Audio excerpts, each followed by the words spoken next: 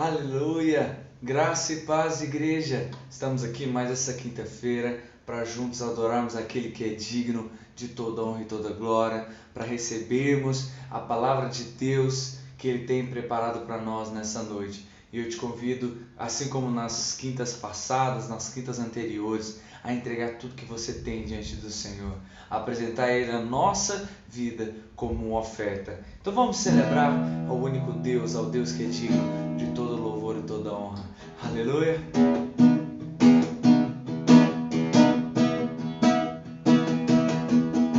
Já posso ouvir o som de uma canção, proclama tua glória, adorando ao que está sobre o trono.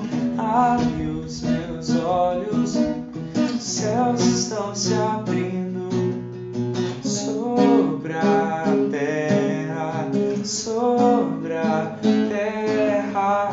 Abre o meu coração, parece um vulcão em erupção, pela glória, pela glória.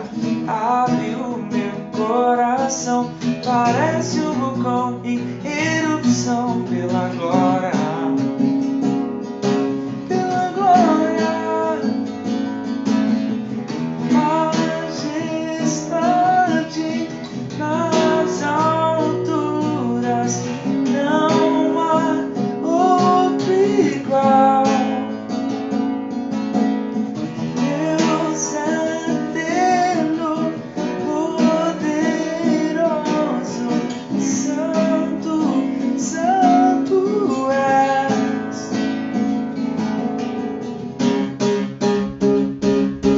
Já posso ouvir o som de uma canção, proclamo tua glória, adorando ao que está sobre o trono.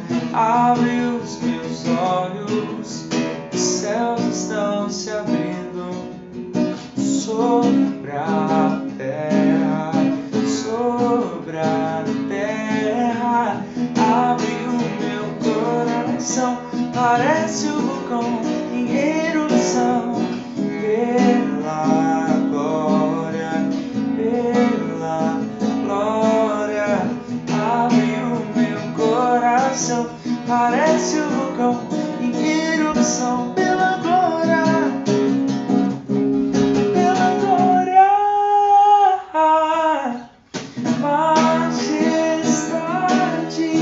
nas alturas, não há outro igual.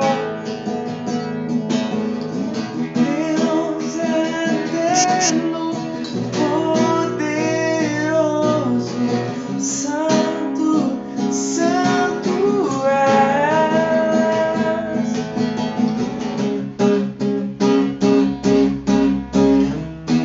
Aleluia! Deixa eu adorar o Senhor. Tudo que nós temos, nós entregamos a Ti. Tudo que nós somos, nós nos rendemos a Ti, Senhor.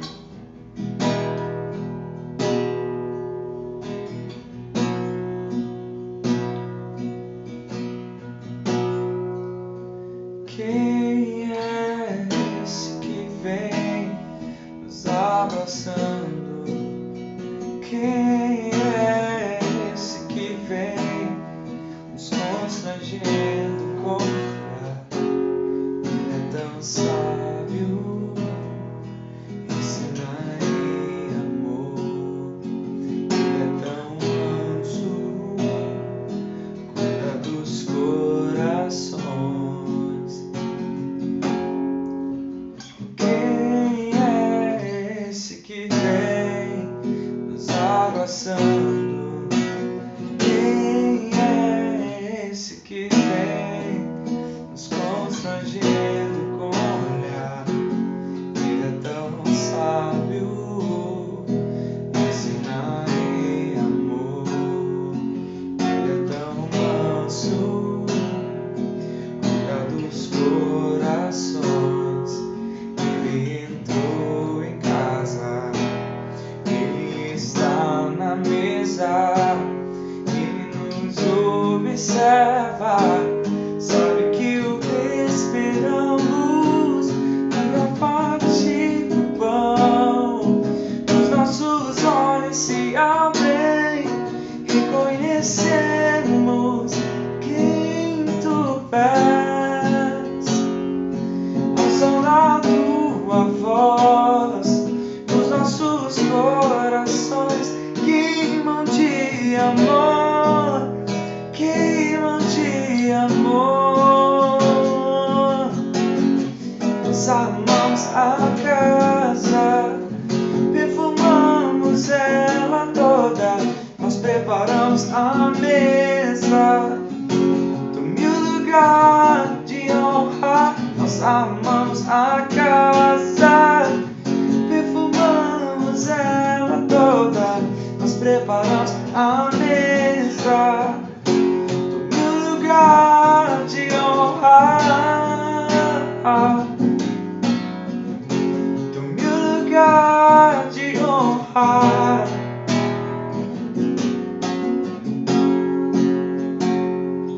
Ele entrou em casa, ele está na mesa, ele nos observa, sabe que o que esperamos e a parte do pão.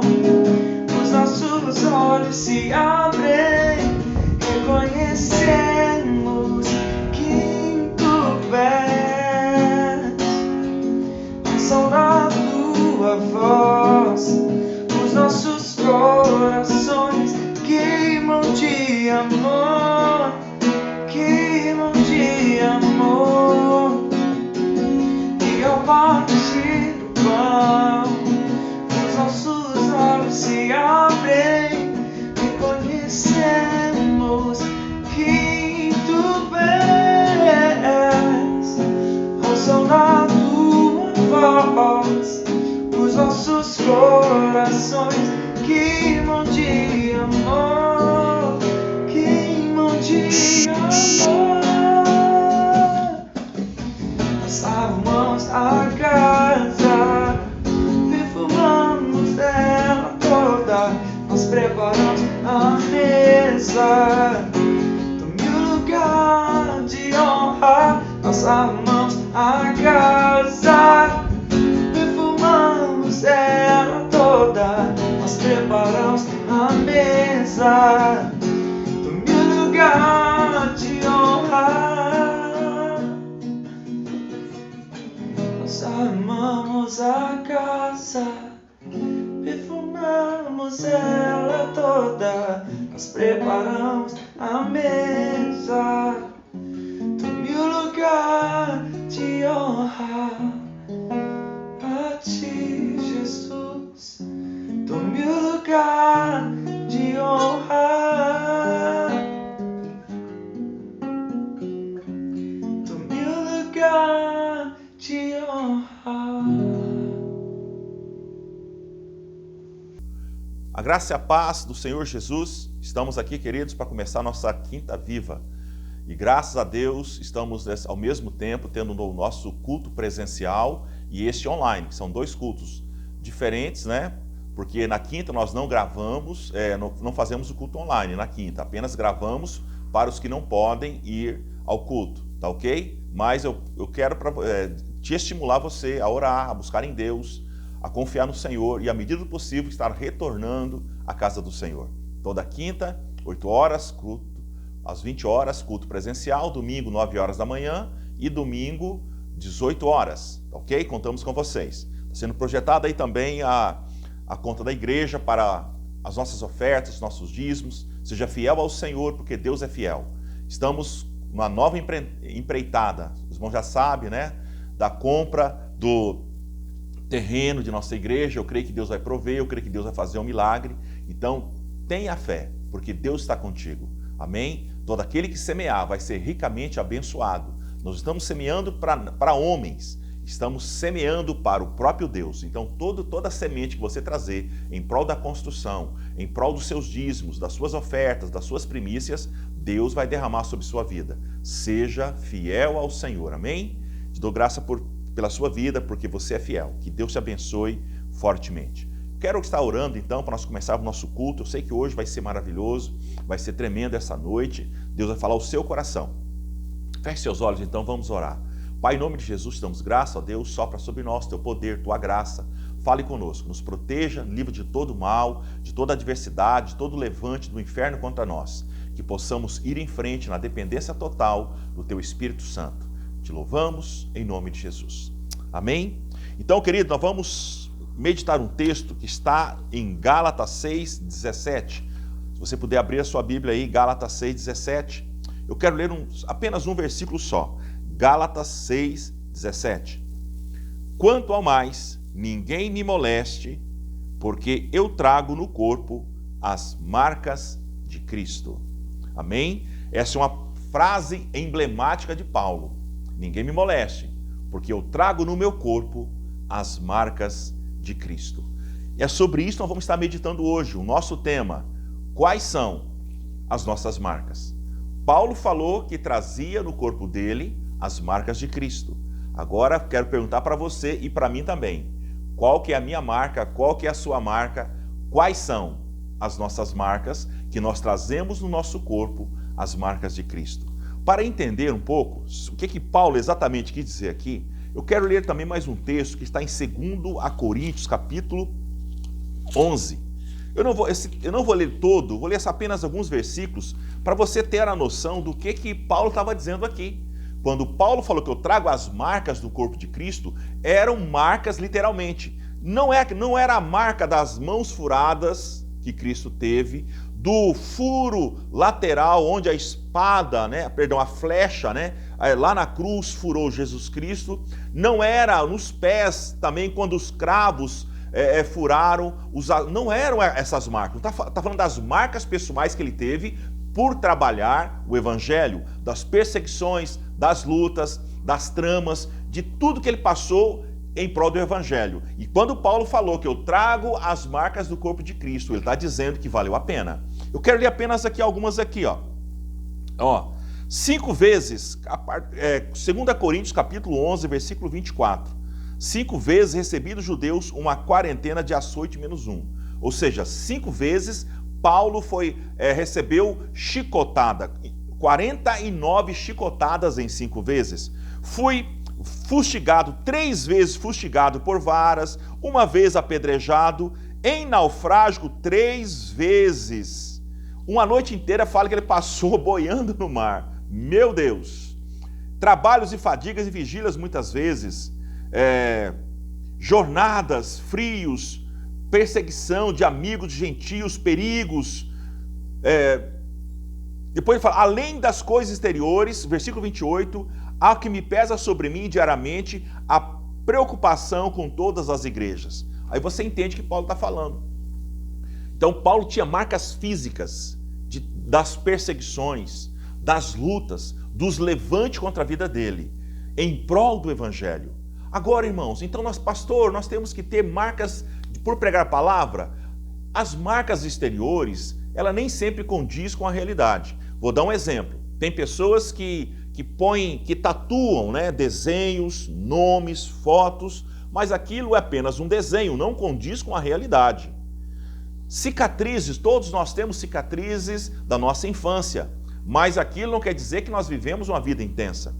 As marcas que as pessoas precisam ver em mim e em você são as marcas de Jesus Cristo. Paulo não expunha, não tirava a sua camisa para mostrar as marcas que ele estava. Ele simplesmente falou, está dentro de mim.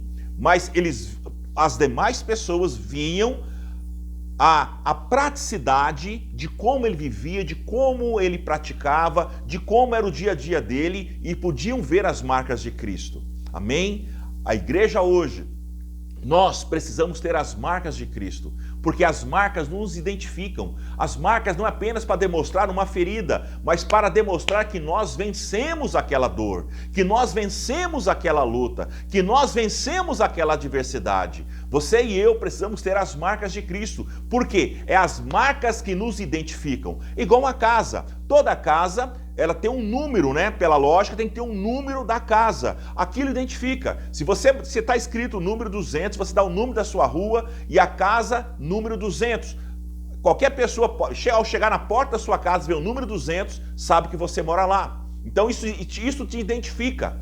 Quando os nossos amigos, os nossos parentes, qualquer pessoa, ao olhar em nós, eles precisam não só ver as feridas do nosso corpo, mas ver as marcas de Jesus Cristo, o que Ele tem feito por nós. O cheiro de Cristo é o que nós temos que ver, querido. Nós temos que brilhar a luz de Cristo e não em nós. Eles não precisam ver quem eu sou, mas precisam ver que Cristo está em mim. Não precisam ver quem você é, não precisam ver as suas fraquezas, as suas debilidades, mas possam, ao olhar para você, possam enxergar que você é uma nova criatura, que você tem vencido, que Ele sabe de onde você saiu, que Ele sabe de onde Deus te tirou, e o que você é hoje, o que você representa, e o que você faz. O mais importante é isso. A igreja precisa marcar essa geração, não com marcas de desânimos, não com marcas de presa, de solidões, mas com marcas de vitória, amém? Com marcas de poder de Deus, de graça, do amor do Pai. As pessoas precisam ver em nós as marcas de Cristo. E ver as marcas de Cristo, sabe o que significa para mim e para você hoje? É ver o testemunho de Cristo.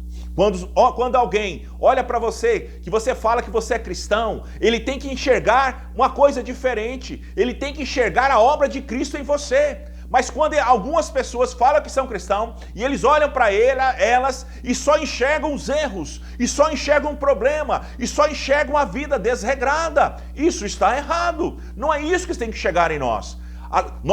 Não deixamos de ser fraco, não deixamos de ser errado, não deixamos de ser pecadores, não deixamos de precisar da graça e da misericórdia de Deus, mas eles possam ver em nós as marcas de Jesus Cristo, que nós amamos, que somos vitoriosos, que somos vencedores, que vamos reinar com Cristo, que nosso destino é a eternidade, que nós não somos inimigos de ninguém, que nós amamos todas as pessoas. Isso que é algo maravilhoso, amado. Então que essas marcas sejam visíveis, como aqui Paulo falou. Se Paulo tirasse a sua capa, tirasse a sua roupa, todo mundo veria aquelas marcas. Nós não precisamos tirar a nossa roupa, mas precisamos falar. Precisamos ter atitude, precisamos ter ações práticas, onde todos possam enxergar que nós somos diferentes. Querido, a Bíblia fala, eu acho muito importante isso, que aquele que está em Cristo é nova criatura.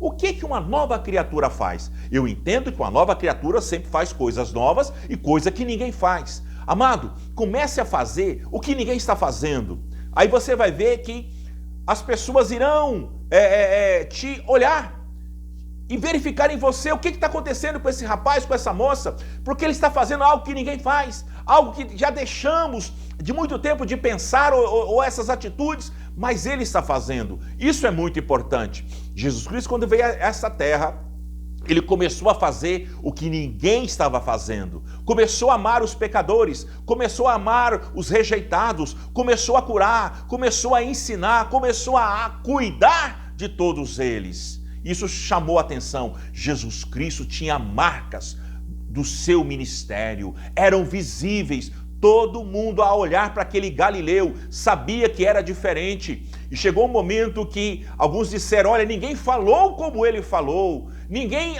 operou como ele operou. Realmente esse homem é diferente. Olha, aquela mulher samaritana, venha para cá. Nós encontramos o que está escrito na palavra. Nós encontramos o Messias, nós encontramos o Emanuel. Venham conhecer. Isso é muito importante. Amado, as marcas de Cristo atraem as pessoas, atraem as famílias. Nós precisamos então expressar, demonstrar que nós somos marcados pelo Evangelho. Aleluia! Quantas marcas você tem na sua vida ministerial, na sua vida eclesiástica, na sua vida cristã. Desde o momento que você entregou sua vida a Jesus, é uma história fantástica, é uma história de superação, é uma história de avanços, é uma história que talvez você parou em algum momento para dar um tempo, mas você continua avançando e está vencendo as dificuldades, está vencendo as angústias, está vencendo as tribulações. O seu lugar é a eternidade. E aqui que nós começamos a vencer tudo isso. Então, querido, eu falo para você, querido, vá em frente, não desista, porque você tem as marcas de Jesus Cristo. Amém? Quando então alguém olhar para você, vão ver que você é diferente, que você fala diferente, que você gesticula diferente, que você pensa diferente. Isso é algo maravilhoso. Queridos, eles precisam ver em nós a marca de Cristo. Tem um texto que Paulo fala que é muito interessante. Nós somos o bom perfume de Cristo, não daqueles que perecem, mas daqueles que são salvos. Perfume, qual a função do perfume? É exalar cheiro, de gente distante, sentir o cheiro. E de saber que aquele cheiro é gostoso. Nós somos o perfume de Cristo. E Paulo também tem um outro texto que ele fala: nós somos carta viva, aberta, não escrita com mãos humanas, mas escrita com os dedos de Deus. Aleluia. Você é carta viva de Cristo. Aleluia. A carta é para quê, queridos? Para ser lida. Quando você está andando na rua, os outros estão te lendo. Lendo as suas atitudes, lendo o seu gesto, lendo o seu vestuário, lendo a sua moral, lendo as suas palavras, lendo tudo que você faz ali. A nossa função não é de ser modelos perfeitos. Nós não somos modelos perfeitos. O único modelo perfeito é Jesus Cristo. Nós somos modelos em perfeição. Nós somos modelos que estão caminhando para a perfeição. Nós somos modelos que estão caminhando para ser exemplo. Amém? Então, querido, entenda o seguinte, eu quero dizer para você agora, que é muito importante. Os seus erros não te definem. Entendeu? O seu erro não te paralisa, pelo contrário, o seu erro te ensina. E os outros irão aprender com seu erro. Quem não erra? Nós somos perfeitos 100%. Mas o nosso erro não é um prazer, é um deslize. É algo que sai do controle. Não é aquilo que nós buscamos, é aquilo que acontece naturalmente. Amém? Então nós temos que crer no Senhor. Temos que avançar sim, porque é só o começo que Ele tem para fazer em nossas vidas. Creia, tenha fé. Você tem o bom perfume de Cristo. E tem as marcas de Cristo. E essas marcas, eu quero falar de algumas aqui para que nós temos que estar pensando se nós temos essas marcas aqui, hein? Eu quero falar de uma vida de oração. Vida de oração é uma marca do cristão. Amém? Temos que ter. Pastor, eu não consigo orar 15 minutos sem parar. Nem eu conseguia, irmãos. Vou te contar aqui algo. Teve uma vez, há muito tempo atrás, talvez uns 20 anos atrás, ou 30, né? Eu peguei um relógio e falei assim, agora eu vou orar 1 hora. Nunca tinha feito isso. Aí comecei a orar, eu soltei o cronômetro. Aí quando eu tava, a boca já chegou até a espumar de tanto orar. Quando eu olho no relógio, 10 minutos. Eu falei assim, meu Deus, já falei tudo? Eu já falei tudo. Eu falei que ia orar 1 hora. Irmãos, eu orei a primeira vez, 1 hora sem parar. Orar é falar, e nós falamos muito. O que é oração, irmão? É você falar com Deus, nós falamos muito. Se falamos muito com o nosso semelhante, quanto mais com o nosso Deus. Então nós não temos dificuldade nenhuma de oração. Você não tem dificuldade nenhuma de orar 10 minutos, 15 minutos, meia hora. Faça, estimule. Vida de oração é marca do cristão. Nós temos que ser conhecidos como gente que ora. Amém? Tem que ser uma marca visível. Ora por você, ora pelas famílias, ora por amigos, por outros e até principalmente Jesus Cristo ensinou algo muito importante para nós.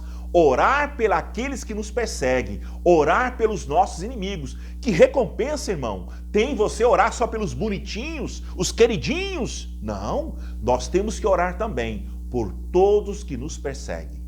Amém? Por todos os nossos inimigos. Não orar para que eles morram, mas para que a graça de Deus venham alcançá-los e eles sejam salvos. Esse tem que ser o motivo das nossas orações. Amém? Vida de oração tem que ser marca. Olhe para Jesus Cristo. Inconstantemente ele estava orando. Ele subia um monte, descia um monte, recolhia, mandava que seus discípulos, peguem o barco, eu vou orar aqui sozinho, depois eu encontro vocês. Jesus Cristo sempre orava. Antes dele ser preso, o que Jesus Cristo estava fazendo, irmãos? No Monte das Oliveiras. Fazendo o quê? Orando. Estava orando. E quando ele volta para os seus discípulos, estavam dormindo. E ele fala algo importante para os seus discípulos. Vocês não podem orar comigo nem 1 hora? Então, eu vejo que 1 hora seria um tempo ideal. de oração.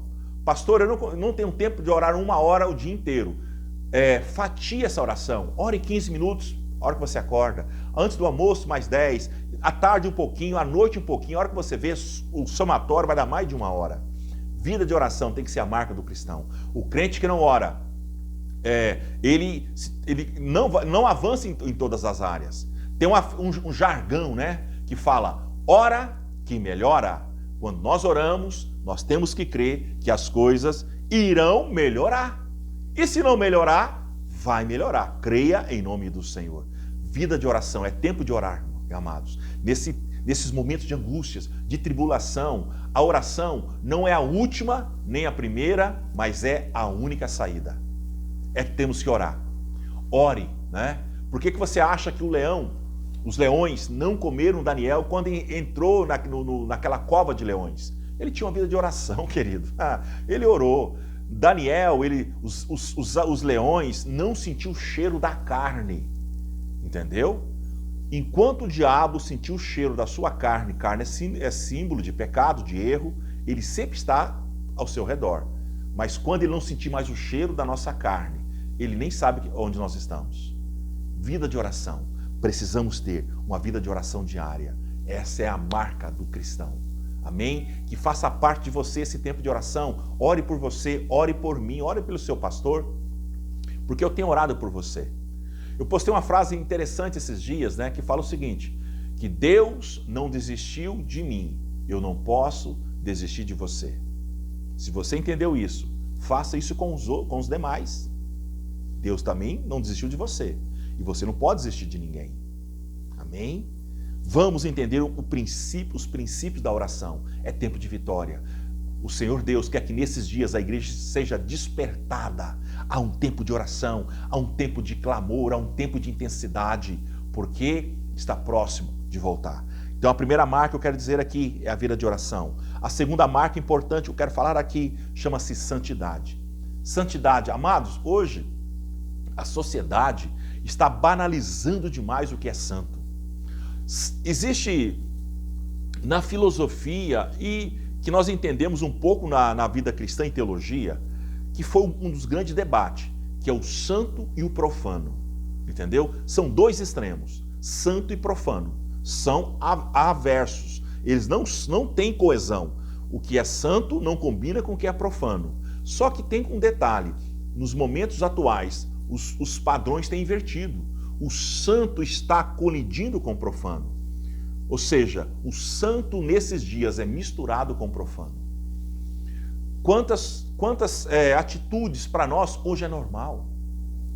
Em termos de vestuário, em termos de moral, em termos de atitudes, em termos de posicionamento, tudo virou normal. Parece que nós temos que aceitar tudo como sendo normal. Não, irmão, nós não precisamos aceitar tudo. Nós temos que entender que alguns venceram e conquistaram alguns direitos. Mas não podemos, temos que respeitar o direito conquistado, mas não precisamos concordar com isso. A moral está degradada.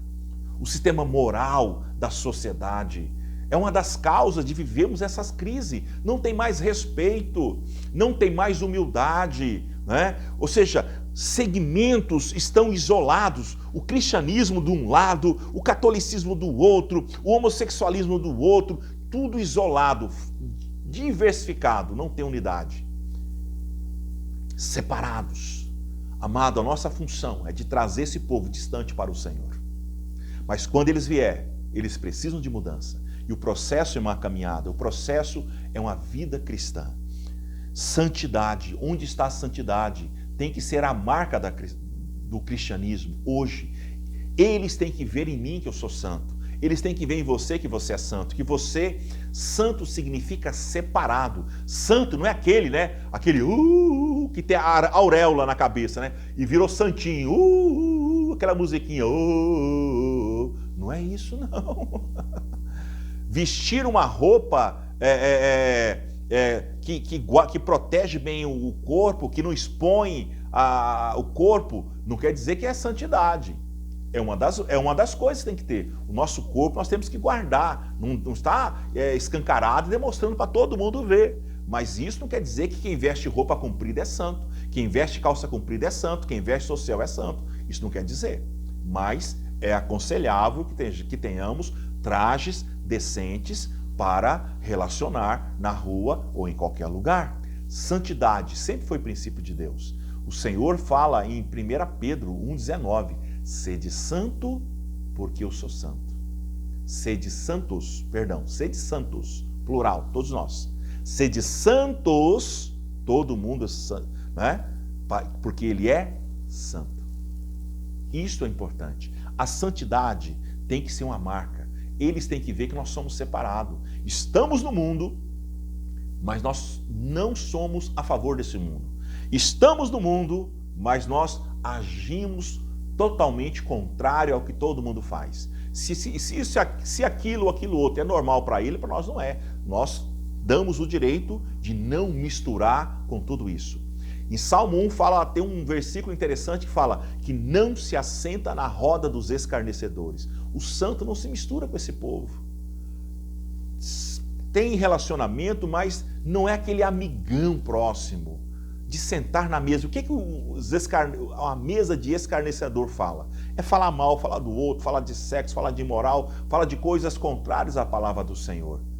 Tem um jargão também que diz o seguinte: diga com quem tu andas, eu direi com quem tu és. Eu te pergunto, amado, com quem você anda nesses dias? Com quem sempre você andou? Isso mostra quem você é. Santidade, a marca do cristão. Terceira marca que eu quero dizer aqui, que é muito importante para nós: amor ao próximo. A palavra, entenda o seguinte, a palavra adoração significa servir também. É sinônimo. Adoração é servir. Quando você adora, você serve a Deus. E quando você serve o irmão, você está servindo a Deus, você está adorando. Quando eu ajudo alguém, dou uma cesta básica para alguém, eu estou servindo a Deus, eu estou adorando a Deus. Isto é amor ao próximo. Nós precisamos amar o nosso próximo, amar aqueles que nos perseguem. Queridos, tem a parábola do bom samaritano, você sabe muito bem. Passou o levita, viu aquele homem caído no chão, deu a volta, foi embora. Passou o sacerdote, deu a volta, foi embora. Ninguém deu atenção para ele. Aí vem alguém que não era nada. Samaritano para o judeu não era ninguém. Era um Joãozinho das couves, o Zé Goiaba, ou sei lá o que seja. Não era nada. E ele foi o único que passou e cuidou daquele moribundo que estava ali, ensanguentado e doente. Quando ele serviu aquele próximo, ele estava servindo e adorando a Deus. Quando você serve o próximo, você adora a Deus. Aprende isso. Vamos servir em amor, em graça, em companheirismo. Faça tudo para os domésticos da fé. Se nós, amados, não fazemos bem aos nossos irmãos em Cristo, nós estamos negando a nossa fé. Cuide primeiro dos de casa, cuide primeiro da sua família, cuide primeiro dos seus primos, dos seus parentes, cuide primeiro da sua igreja, dos seus irmãos em Cristo. Aí sim, depois você cuida dos demais. Primeiramente, temos que atentar e cuidar os que estão próximos a nós. É o nosso primeiro alvo, é o nosso primeiro objetivo, cuidar dos que estão próximos. E quando nós cuidamos dos que estão próximos, nós estamos servindo ao Senhor. Amor ao próximo já quase que não existe mais. Uma sociedade individualista, uma sociedade machista, uma sociedade feminista, uma sociedade preconceituosa. É a sociedade que nós estamos vivendo esses dias, que se isolam, que uma atitude de ajudar é sinônimo que aquele quer aparecer. Só de você ajudar alguém, muitos pensam, está querendo aparecer. Não é, irmão. Porque o ajudar hoje é ofensa. Quando você ajuda alguém, você está ofendendo aqueles que não ajudam. Você está indo em contra e de contra àquela situação. Porque o que existe é só crítica. Então ninguém pode ajudar ninguém. E quando um ajuda, ele está errado. Ajudar alguém é sinônimo de erro. É o que pairam sobre a sociedade, sobre nossas cabeças. Mas por causa disso, nós não vamos deixar de ajudar. Tem um cântico antigo que fala: não importa o que vão pensar de mim, eu quero é Deus. Não importa o que vão falar de mim, eu quero servir ao Senhor. Nós somos taxados como loucos. Isso, literalmente, queridos, somos loucos. Loucos por Cristo, loucos pela vida cristã. Tudo aquilo que é contrário ao mundo é loucura. Em Atos 1,18 fala: importa que sejamos salvos pela pregação da loucura, pela loucura da salvação. Loucura da pregação da palavra. Importa que sejamos salvos pela loucura da pregação da palavra. Querido, a palavra de Deus é loucura. Mas olhamos pela Bíblia, fala que ela é mais sábia do que qualquer pensamento ou sabedoria. Amor ao próximo. Vamos amar o nosso próximo. Vamos amar os que nos perseguem. Vamos amar o caído, o desistido, o fracassado, a rejeitada, o adúltero. Temos que amar, querido. O homossexual, temos que amar. Amar como Cristo amou. Jesus Cristo nunca abandonou aqueles que aproximaram deles. Agora só que tem um detalhe, por que os outros, as pessoas não aproximam de nós? Porque nós já estamos rejeitando, já criamos uma barreira que impede delas chegar. Quando eu e você tirarmos todo o preconceito, eles chegarão até nós. Eles não chegam porque nós somos preconceituosos. Vamos derrubar esse preconceito do nosso coração. Aí sim, eles chegarão a nós. Quarta coisa importante, quero dizer que tem que ser uma das nossas marcas. A nossa moral. Moral. Amado, eu te pergunto, os 10 mandamentos foram suspensos? Não.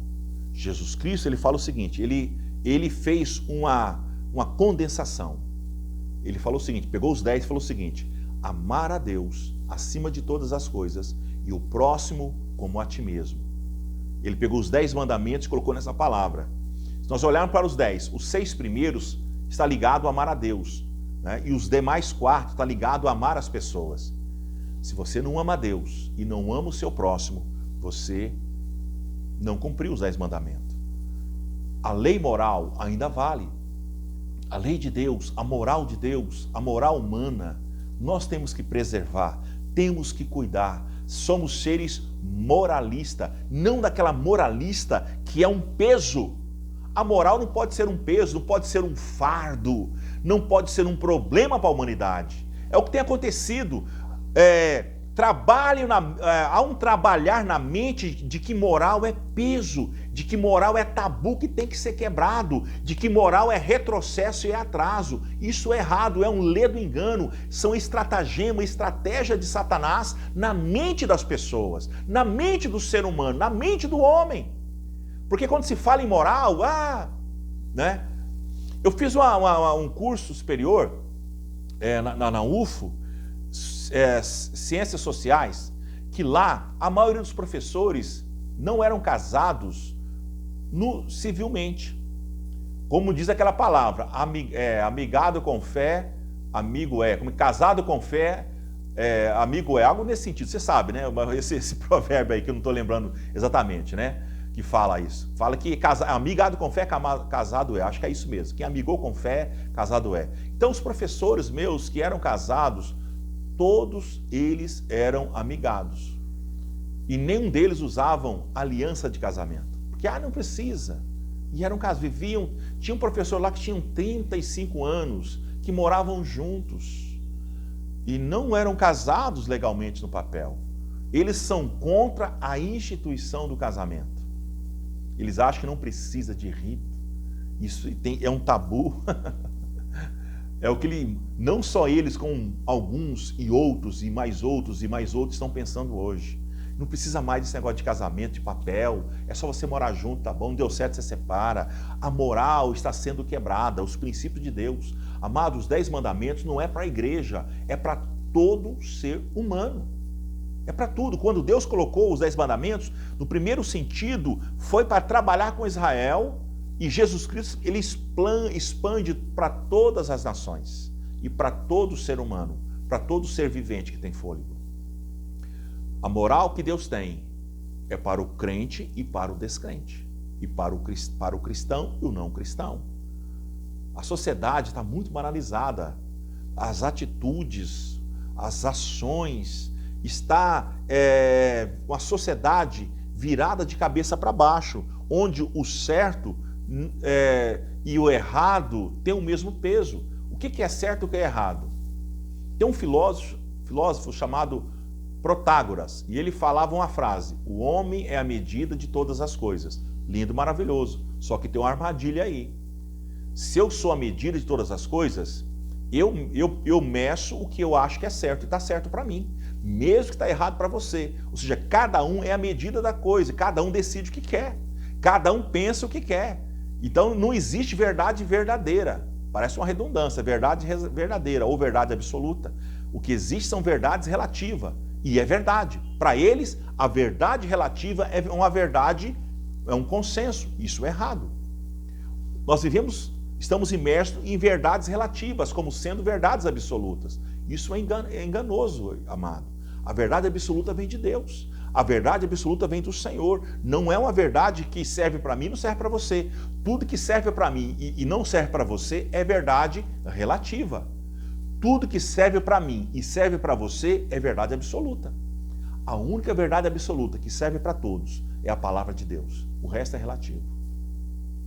O resto não tem consenso. Ninguém vai concordar. Ninguém vai achar que está correto. Ninguém vai achar que está certo. Sempre vai haver dúvida. Sempre vai haver discordância. É igual, por exemplo, não sei se você mora em condomínio. Quando tem assembleia de condomínio, meu Deus. Igual esse condomínio que tem 500 pessoas, 700 famílias. Quem dá conta? Na assembleia todo mundo tem que descer armado, porque é guerra. Um quer matar o outro. Não tem consenso. Nós somos egoístas. A moral foi vendida há muito tempo atrás. Quando crucificaram Jesus Cristo ali na cruz, a moral foi vendida. O homem tem se transformado em um ser amoral, contrário aos princípios, contrário à palavra. Tudo que você faz está certo. Você pode buscar tudo que tem prazer. Faça.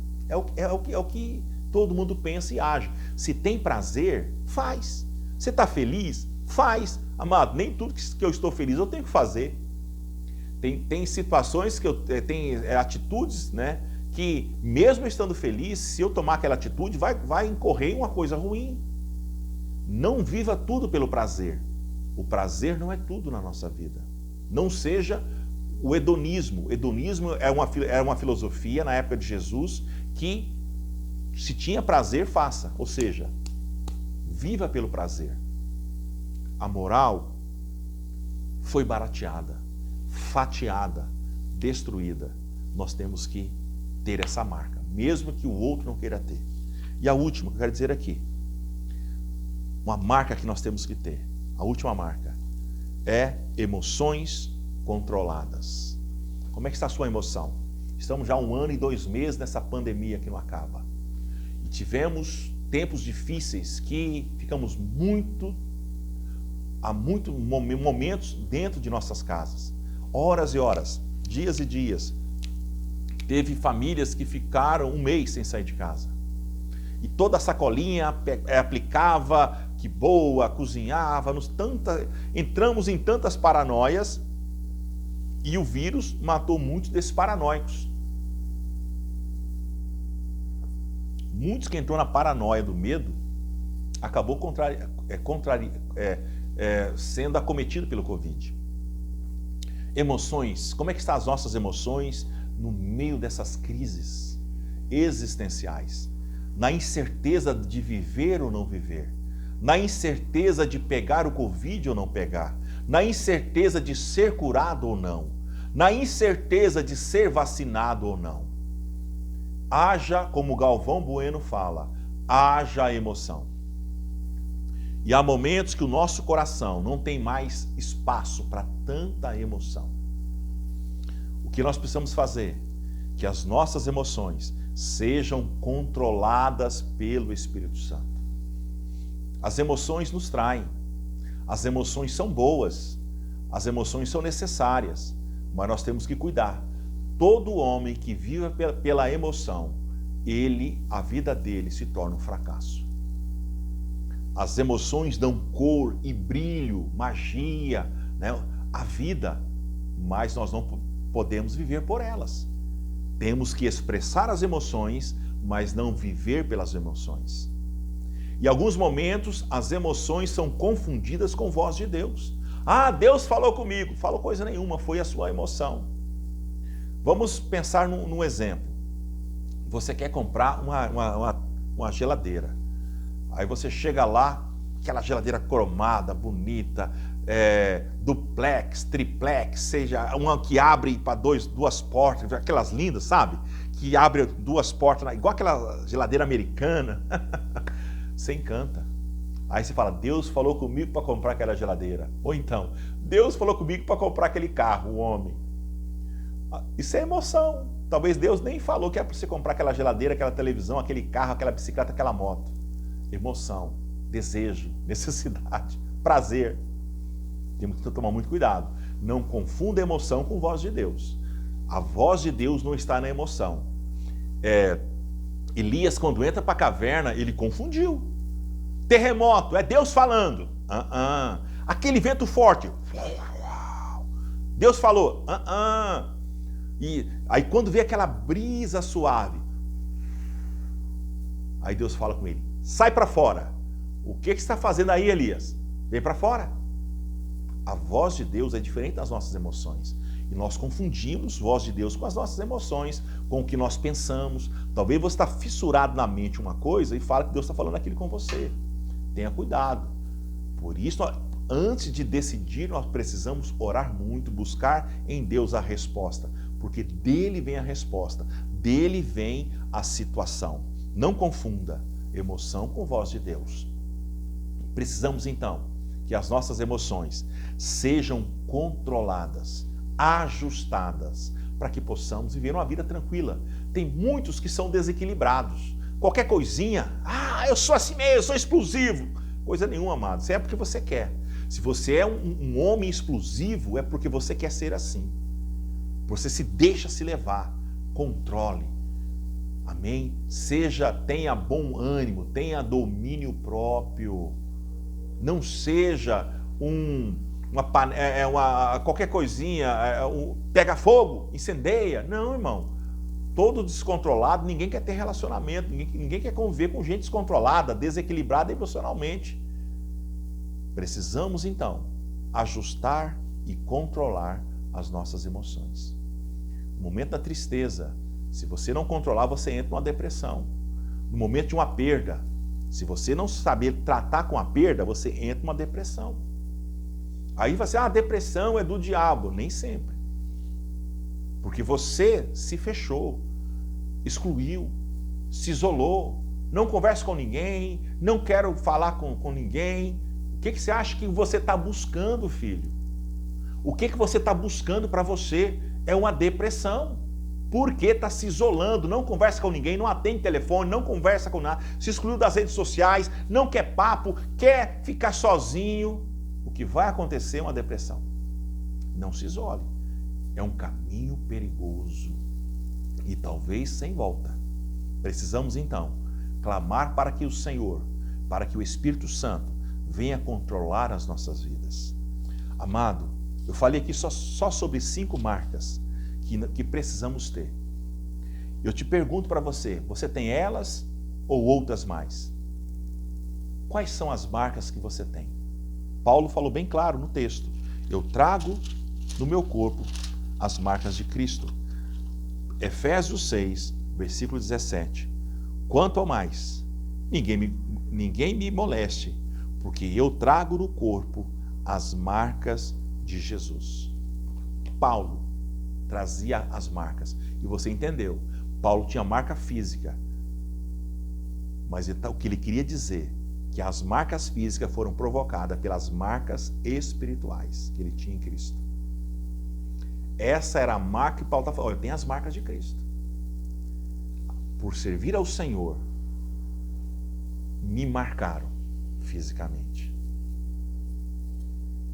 Quais são as marcas que nós temos que ter como igreja? Como homem, como mulher, como pai, como filho, como avô, como neto, como amigo, como trabalhador, essas marcas têm que ser reais em nossas vidas. Amém? Porque essas marcas que te identificam, é como se fosse a sua identidade. O que é identidade? Tem a foto, tem um dizer, o nome dos pais, da mãe, data de nascimento, está tudo ali. Aquilo te identifica. Não é isso? Quando alguém fala, sua identidade, está aqui. Só que lá no céu, ninguém entra com identidade, nem com carteira de motorista. Temos que ter as marcas de Cristo. Entendeu? Paulo falou, eu tenho as marcas de Cristo. Isso quer dizer, ele tem o documento para ir para Cristo. Nós precisamos ter também. Tem esse documento, tem essa marca. Amém? Eu quero orar por você e declarar sobre a sua vida um tempo de paz, de alegria, um tempo de vitória, um tempo de crescimento, um tempo de cura, um tempo de milagre. Porque o Senhor tem feito coisas tremendas em nossas vidas. Amém? Vamos orar? Pai, em nome de Jesus, damos graças a Deus esta noite por meditar na Tua Palavra. Senhor, que viemos ter as marcas de Cristo. Que essas marcas o mundo possam ver, o mundo espiritual também possa ver, os anjos, demônios possam ver que nós temos as marcas de Cristo, porque o Senhor reina em nós. Meu Deus, que a cada dia possamos ser instrumento nessa geração que está carente, essa geração pecaminosa, nessa geração que precisa do Teu amor. Te dou graça por tudo, ó Deus. Abençoa esse irmão, essa irmã, que ela possa ser cheia da unção, da graça e do poder, para viver o novo do Senhor. Damos graça por tudo, em nome de Jesus. Amém. Querido Deus, abençoe. Semana de bênção, de unção e de graça.